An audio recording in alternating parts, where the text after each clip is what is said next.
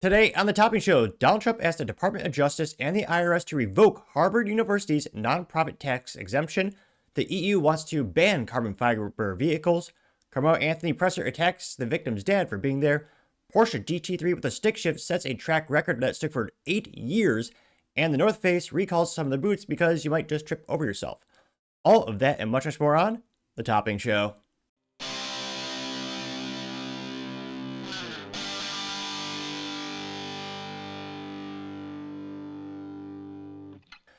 Thank you everyone for taking the time to tune in today. Today's episode of the Topping Show is proudly sponsored by Topping Technologies. Topping Technologies is an IT value-added reseller and services company with a special proficiency in IT security. Heck, I see their founder at least twice a day. Gotta say he's quite handsome and brilliant. He's me, see, that's the joke. If you're an IT leader or a business owner, you can reach out to the team at sales@toppingtechnologies.com. Also, still giving away a free Flamethrower with every IT purchase with Picatinny rail adapter, so you can mount it to any standard AR-15, like all awesome accessories can be. Go to Topping Technologies and click the Flamethrower button to learn more and see me shooting a flamethrower, or click the URL in the video description below. Lastly, trying to get 5,000 subscribers by the end of the month, so if you can click that button and tell your friends, I would greatly appreciate it. Now going over to the business part of the podcast, you have the Porsche GT3 with a stick shift, taking a new lap record that stood for 8 years, dethroning the iconic Dodge Viper, one of 3 good cars Dodge ever made. I'm kidding, they made slightly more than that. Now this is brought to us thanks to Motor1.com, specifically Chris, who's right over there. And he says, quote, 2025 Porsche 911 GT3 takes manual Nurburgring record with Georg Burgermeister at the wheel. Porsche beat the Dodge Viper's ACR track record by 10 seconds, which is insane. The amount of effort it takes just to beat your record by a second on the track is momentous. I mean, it's one of those things where you first start learning circuit racing, and it's really cool to see, you could slash off 3 to 4 seconds, maybe 6, 7, 10 seconds. Because again, you're just like any new skill set, when you're starting off, there's a lot of room for improvement. I know people that spend thousands of dollars just to get a quarter of a second off their lap time. And 10 seconds doesn't seem like a lot, but in racing, that is an eternity. And again, this record stood for years, and you can see the iconic Porsche 911 GT3 with a couple wheels just in the air, literally. A little disappointing. It's not a cool, fun color like green, though. Yeah, blue is still kind of fun. Now, they say, quote, as promised, Porsche set a new Nurburgring lap record. Can't pronounce German words that well, except for, Heckler and Koch and Porsche or Porsche. I have a lot of room for improvement, needless to say.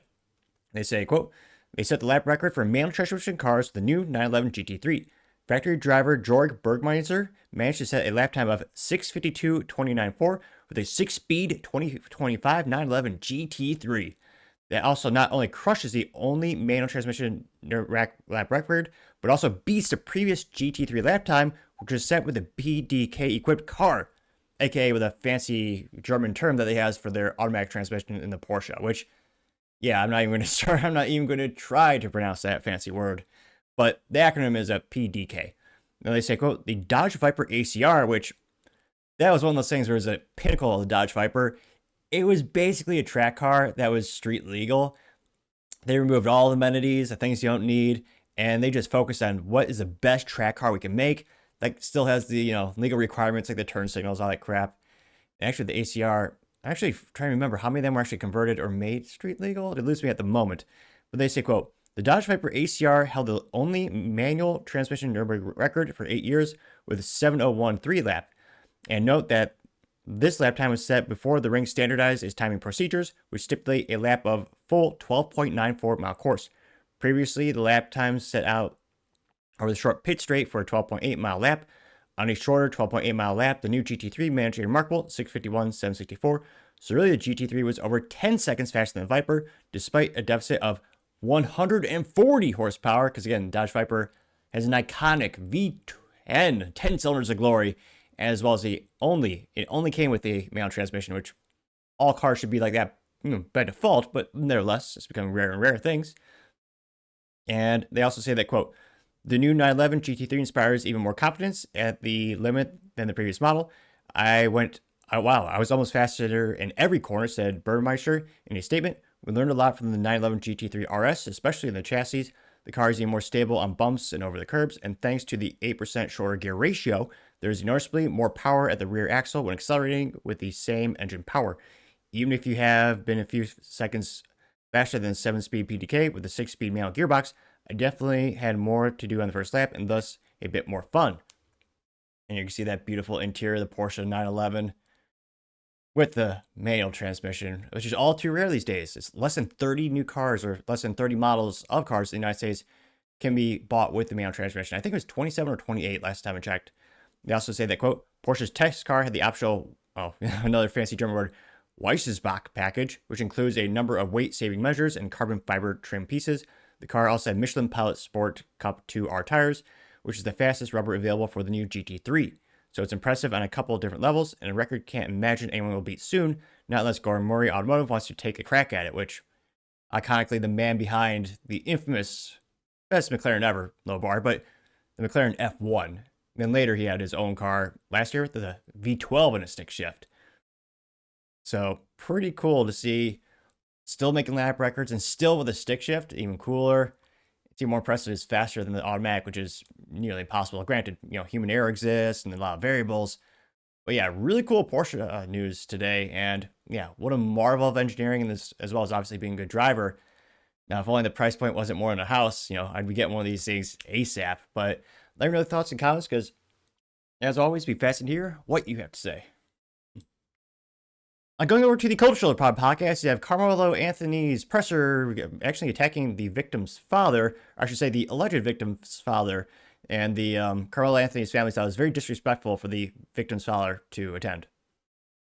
Which maybe I should have to use the caveat of alleged victim's father, because again, Karmelo Anthony allegedly went to a track meet and stabbed another student, and he killed him, allegedly.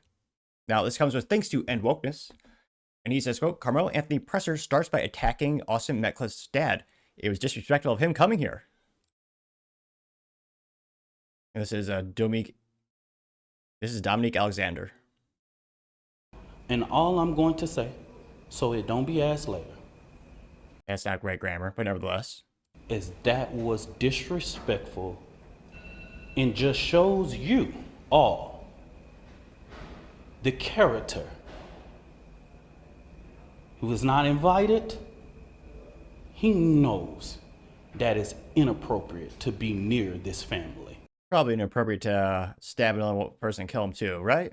Well, maybe not going to this guy. But he did it. And so I say to people, actions speak louder than words. Like killing someone. Okay? What he has failed into is the political operatives that want to make this thing a political thing of hate, yet bigotry, and yet racism. We have conservative operatives that have been posting nonstop about this case. People are posting news? Oh, wow. How dare they? Yeah. And needless to say, this went pretty viral. Got over 3 million views, actually 3.3 million views and 13,000 likes. Is quite a few to say the least. Now, one of the first comments comes to us thanks to Gunther Eagleman, who says, quote, why are they playing the victim? Well, probably because they'll make a lot of money. I mean, GoFundMe eventually shut it down, but yeah, there's rumors that apparently they bought $1 million house, or, put the deposit down and started to pay for that. There's a lot of money in the United States to be made by playing the victim. I don't agree with it, especially when they're not really the victim. Now, you also have the red-headed libertarian saying, quote, Darvo is rolled out. The narrative is being written for the public. One side is silenced. If Karmelo is convicted, there will be race riots. Getting 3.1 thousand likes, which, maybe. Reason number 9 billionth, 958,735,003 not to live in a downtown area, but hopefully not. I mean, hopefully everyone can, this will obviously go to court. All the evidence will come to the light, and hopefully everyone will have an informed, educated, opinion from it. I'm sure that'll happen. I shouldn't be laughing. That's dark humor. My expectations in terms of the culture of the United States, in terms of people doing their own research and getting an informed opinion and looking at both sides of all the equations, I don't want to say it's 0%, but the odds are quite low. Though a wise pilot did once say never to tell me the odds. Now, you also have the donut operator say, quote, this guy shook a baby and injured his brain. getting 2.7 thousand likes. Jay says Anthony deserves life in prison, getting 668 likes. American Papa Bear says, quote, anyone who supposed Anthony is a clown, getting 348 likes. Not a contrarian statement thus far. You have Paul Zazupa saying, quote, Karmelo Anthony, his family, and his lawyer should be in jail for what they've done, getting 231 likes. Which, I mean, you could argue the parents in terms of, they raised a kid, how bad of a job do they do? But, I mean, legally speaking, yeah, they're just by, playing victim or spinning the narrative, I mean, they're not going to go to jail for that. Based electrician says, quote, he does a quote within quote, how disrespectful of the father of the boy that was murdered to attempt to steal the spotlight from your hero that committed this act, unquote. Getting 341 likes. That almost reminds me of that. Who was that, like, psyop that they used for a while? That crazy girl. How dare you? The Greta. Yeah. How dare you? Also have Tina Talks Politics saying, quote, hold up, this is after the father publicly forgave the son's murder. Do these people have any shame profiting off the murder of a child than the public gaslighting? Getting 4.4 thousand likes. Spitfire says, quote, it's disrespectful. Karmelo Anthony murdering Mr. Metcalf's son, getting 4.4 thousand likes. Scrolling down more and more, you have Pro-America Politics saying, quote, if Karmelo Anthony gets off scot-free from murdering an unarmed white kid, I really think there might be a race war in the country. This is bad news, guys. Getting 809 likes, and no, they won't. I mean, in the past 10 plus years has shown us that the right will never really get riled up and do anything. I mean, you could debate January 6th, but I would argue the police opened the doors, maybe an FBI operative. But I mean, I don't think that would ever happen in our country again. I don't think people are going to rise up or really do anything. And I hope not, because violence is never the answer. You have Mr. Pitbull saying, quote, he takes the life of a white kid. He openly admits to it. He's praised by Black Americans. They raised over $500,000 for him. The judge slashes his bail from $1 million to $255,000. He walks free. This is pure injustice. Anti-white racism is real. Getting 2.7 thousand likes, which, again, he didn't technically walk out free. He got bail. And yes, reducing the bail for someone who's, there's a high propensity is going to be proven guilty. He's still technically alleged for now. But yeah, letting someone walk or, out on bail for alleged murder is pretty rare. And reducing the bail from $1 million to $250K, that statement did also get 2.7 thousand likes. Let's see here. Kyle Becker says, quote, why is the Anthony family hiring a race-baiting activist for a spokesperson? This is the craziest things I've ever seen. He's not even a lawyer, getting 2,000 likes. I mean, because there's a unfathomable amount of profit to be made. I definitely don't agree with it, but there's a reason Al Sharpton is worth millions. And he mainly does what that gentleman just did. Now you have Dumb Badium saying, quote, disgusting. Karmelo Anthony killed his son in cold blood. And they talk disrespect, getting 4.6 thousand likes. Scrolling down more and more. We have Mirthful Moments saying, quote, for real, is a picture of Kyle Rittenhouse that says, quote, killed 2 PDFs. Media wanted him dead. Then Karmelo Anthony picture says, killed an innocent football player, gets $500,000. That got 380 likes.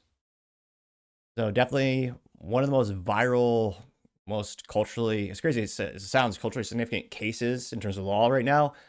And I should say not culture, it's not significant in terms of the law, because again, this isn't a revolutionary thing it's being charged with. For legally speaking, it's pretty straightforward, but culturally speaking, it's one of the top stories we've seen in the past couple of weeks. And it'll be interesting to see at the end of the day, what the jury and the judge find. And geez, I can't imagine how much money that I can't imagine how much money that Karmelo Anthony's family is going to raise from this. I mean, there's already reports of them raising over $1 million. Let me know, how much money do you think they're going to be raising from this? Then do you think Karmelo Anthony will, I think he's 17. Would he, just go to juvenile detention for a couple of years, get a slap on the wrist? Let me know your thoughts, because as always, be fascinated to hear what you have to say. Now, going over to the political part of the podcast, you have Donald Trump asking the Department of Justice and IRS to revoke Harvard University's tax exemption. Now, this comes with thanks to Nick Sorter on X. And he says, quote, breaking, President Trump and the Department of Justice have officially asked the IRS to revoke Harvard University tax exempt status. This will cost the woke university billions of dollars per year. Good, the indoctrination camp doesn't deserve a single dollar from the taxpayers. Trump has already revoked billions in federal funding. Harvard is about to learn go woke, go broke the hard way. And this is a quick clip from Fox News, which somehow is still in business. I think about 25 people still watch, and one person pays for their actual content. But nevertheless, the Trump Justice Department and the administration has asked the Internal Revenue Service to revoke Harvard University's tax-exempt status. This comes after President Trump suggested that move on Truth Social earlier this week, that Harvard should lose its tax-exempt status. The move could cost the Ivy League institution billions of dollars. The Trump administration has already halted more than $2 billion in federal grants to the university over what the White House says was a failure to address anti-Semitism on campus. The Trump Justice now in terms of going rogue, going broke, they won't happen for a while. I say it because Harvard University has I believe, 53 or 51 billion-dollar endowment, and that's not just cash money in the bank. That's invested wisely. I mean, they are doing quite well, and yet I believe there's reports of them getting about $2 billion a year from the feds, aka us. Well, and the loans from the Chinese, but yeah, $2 billion a year, and they have $50+ billion their endowment. And it's one of the most, I don't, but a lot of people do respect the name. People pay a premium to go there, and yet they get $2 billion from people like you and I, which I find viscerally abhorrent. I was actually interested. I look at University of Iowa, my former alumni. They have about it depends on the report, between a $1 and $3 billion endowment. So this isn't just unique to Harvard. They have one of the largest amounts. And in terms of their prestigious name, yeah, I don't think they deserve much federal funding. Again, I don't see them really serving. Colleges has become such an indoctrination point. Even Iowa, I was really disappointed, as mostly radical leftists that led the university. A couple good professors and good people, of course, but I mean, even then, where you would consider that to be, much more middle of the road, even that was radical left, and that was, what was it, 2000? When was there? About 2009 to 2013-ish. I mean, even back then, it was just an indoctrinational hellhole in many ways. And this went pretty viral, about 850,000 views and 32,000 likes. One of the first comments comes from Sarah Smith, who says, quote, "I'm tired of these woke universities receiving taxpayer dollars. It's time we revoke Harvard tax exemption status." Gained 575 likes. Next source says, "Why should we be subsidizing woke indoctrination camps?" Gained 411 likes. Yep, good point. One of the best books by Ben Shapiro is Brainwashed, in which he actually talks about the statistics on how many college campuses are just overwhelmingly taught by radical leftists. It's like less than 1% of the professors identify as Republican or Libertarian, which I would argue, if you actually want diversity of thought and opinion, the college professor ratio in terms of politics, it should be about equal to the United States. Maybe 45% Republican, 5% Democrat, and the rest Libertarian. That, I mean, statistically speaking, that'd probably be an overrepresentation of the Libertarian Party, but still, I would like some more than just one giant think tank. You have Tage saying, quote, "Harvard took taxpayers' cash, pushed anti-American garbage, and thought there'd be no consequences. Now Trump's slamming the door shut and sending the bill, go woke, go broke, is now policy." Getting 123 likes. Now, another concerning thing is, if Democrats win the presidential election next time around, I mean, will they just double the funds? So let's say they're going to get $2 billion a year when Trump is in office, Trump stops it. Well, will they just give them $16 billion next time around to make up for that cost? Kind of like when we have a government shutdown. A lot of people think it's a good thing. Personally, I kind of like it because it kind of shows you how, hopefully, you don't need the federal government in terms of how little your life is affected when there's a federal government shutdown. But when there's a federal government shutdown, we're not spending money on those people's salaries, but they get back pay. So when they come back to the office, they get that money and then some. So, I mean, personally, I don't think they should be paid if they actually shut it down. That would actually be saving us fiscally some dollars. But yeah, that's another misconception. It's like, oh yeah, it's government shutdown. Well, kind of, but you're just delaying those payments. Now, going back to the top comments, let's see here. You have, that's the leader of Harvard who, she was another people would call a DEI hire who actually is a lot in common with Joe Biden. Actually, she stole a lot of information and put her own name on it when it comes to her dissertation papers. Now, this was posted to us thanks to Robert Sfacher, saying, quote, "Harvard renamed all of its buildings because they were named after white men. America needs to be purged of DEI and this is a new word for me, Afrocentric. Oh, no, I think I know that. Afrocentric Marxism. U.S. universities have turned into woke communist cesspools. Shut them down and put all the courses online for free." I mean, I would argue the courses still aren't worth much, but you can do that. It got 172 likes. Is it? I forgot her first name, but I think it was Miss Gay was her name too. They also bragged that she was the first Harvard leader that was LGBTQ, and I believe African American. Which, probably not good to prop them up when that person was also morally vacuous, mentally vacuous, and stole intellectual property to put it off as their own. But yeah, again, we'll see if this actually goes through. Personally, I think Harvard has more than enough resource allocation with their endowment, their fundraising efforts, as well as their what they charge, that they don't need federal funding. And again, Harvard is saying, maybe they don't want the funding so they can go more into DEI. That's something they've been saying thus far. But let me know your thoughts, because as always, be fascinated to hear what you have to say. Other interesting political news, you have the totalitarian European Union wanting to ban carbon fiber in cars because it might be quote unquote hazardous. Because, lithium ion batteries and all the acids in there, that's okay though. Right. Now this comes to us thanks to Ronan, who's a writer at The Drive. And yet another reason why you should be involved in politics, because politics these days, unfortunately, affects pretty much everything we do, thanks to large, I would also argue, corrupt or evil totalitarian governments and regimes, especially in weak, conquered areas like Europe, which is so pathetically weak and conquered. They allow their leaders to ban the best things they make, aka like Porsche Caymans, which is going to become electric, and pretty much all of Germany, which leads the EU by GDP and innovation. Even they bent over and said, "Oh, don't worry, European Union, we'll do whatever you want. We'll stop making the most profitable, best things we make, so that China could win the automotive war." Yeah. You also have no freedom of speech, no freedom to defend yourself, which is why I consider most of Europe a third world hellhole. Now, this says, again, thanks to Ronan at The Drive, say, quote, EU might ban carbon fiber in cars by classifying them as hazardous.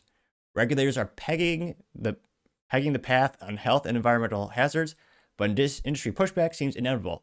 Yeah, probably. I mean, absolutely.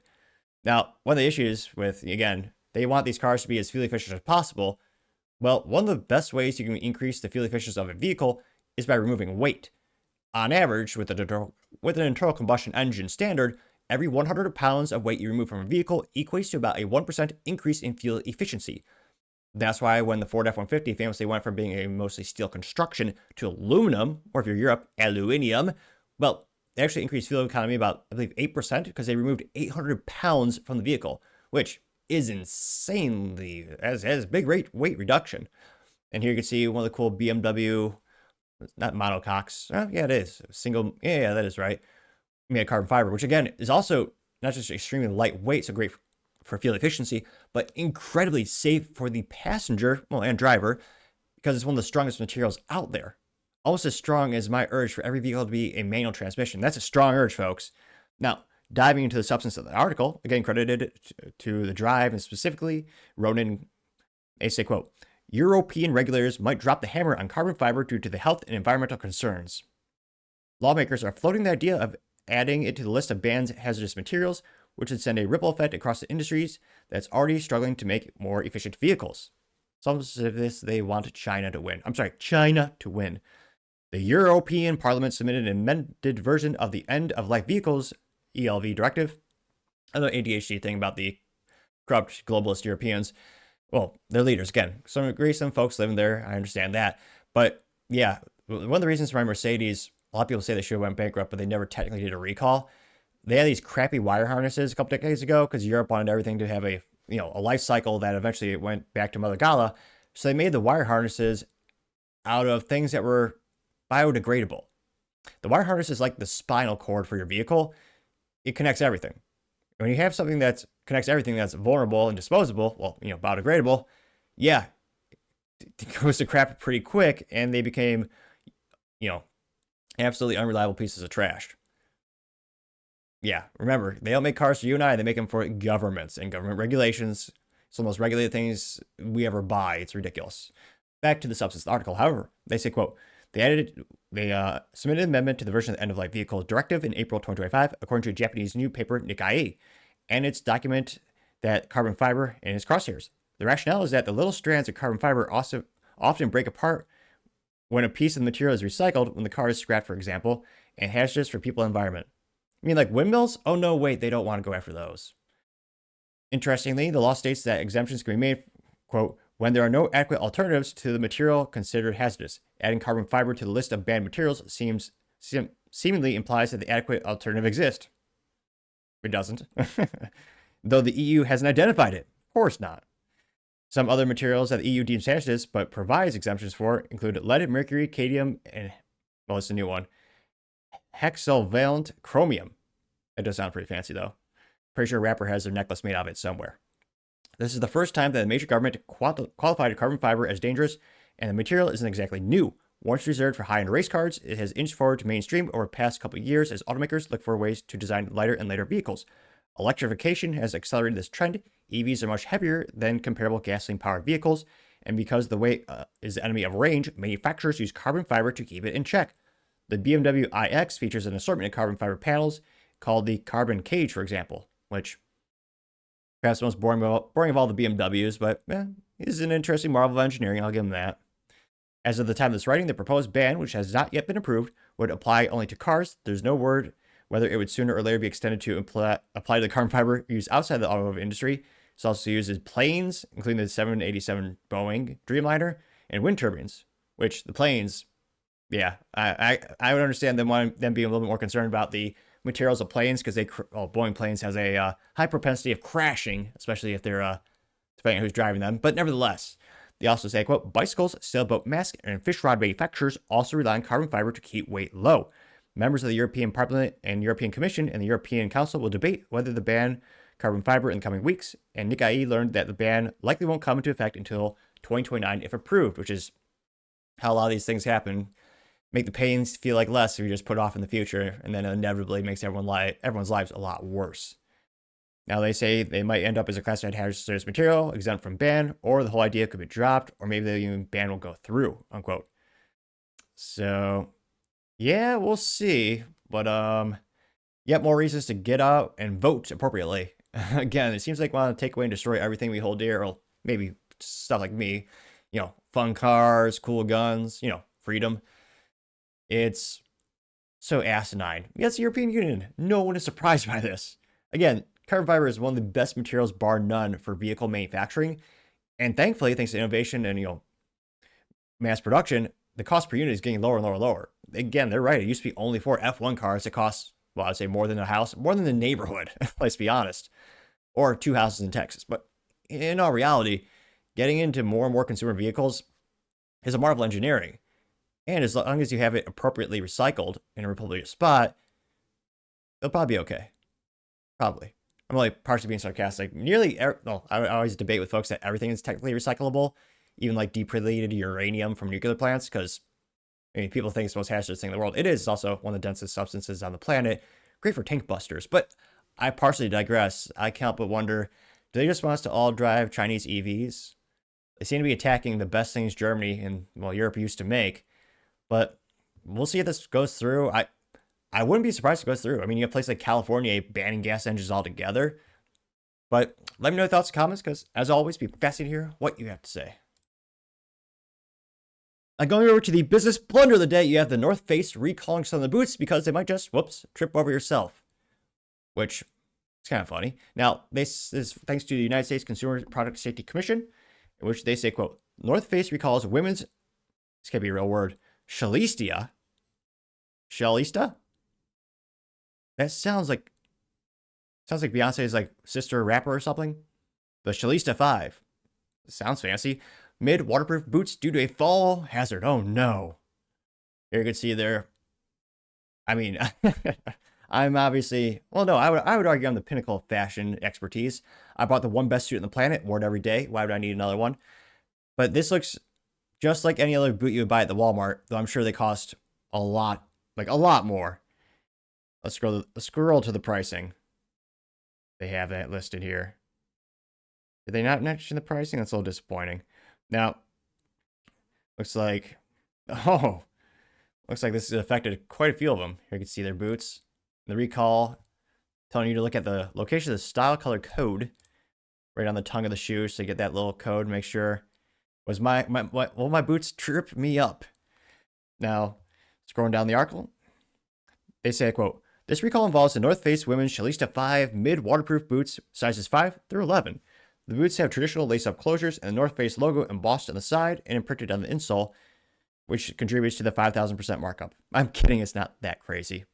Now they say, quote, the boots are sold in white with the style number NF0A8AB 3, i.e., gray. Well, I was going to say gray and tan and black and style number of that. They say the number is located on the label on the tongue of the boot. Now, wow. People, I shouldn't laugh, but people have got injured from this. Now, the hazard is, quote, the hook of one boot can catch the lace of the other boot, posing a fall hazard to the customer, which, whoopsies. Now, apparently people have already been tripped up over this, not just emotionally because of, their precious shoes being recalled, but literally. Now, they say the firm has received 28 reports of the top hook catching the lace of the other boot, including 15 reports of minor injuries in the United States. Now, these are sold at the North Face stores, Dick's Sporting Goods, Nordstrom, REI, and other stores nationwide. Oh, geez Louise. Paying this much just to trip up? And online at thenorthface.com through September 2024 and January 2025 for around $165. Ouch. They're manufactured in Vietnam with recall number 25-226. Now, thankfully no one's passed away from this, which, all right, it's not impossible to pass away from tripping over shoes, but, silver lining, no one's had major injuries. But, yeah, I'm not sure who's in charge of the design department. And it looks like this affected 15,200 boots, in addition to about 5,900 that are sold in Canada. Which, yeah, boots that can trip themselves when you're paying a premium for an outdoors brand like the North Face. Gotta say, North Face, you are certainly the business blunder of the day. Thank you, everyone, for taking the time to tune in today. Again, try to get to 5,000 subscribers by the end of the month, so you can click that button. I really appreciate it. Also, give me a thumbs up, thumbs down, or a comment. It's a great way to give me some additional feedback, letting me know how I can make the show better and better. Lastly, don't forget to take time to tell your family, tell your friends, tell your coworkers, heck, tell your enemies, tell anyone and everyone. Just stay safe and fight the good fight.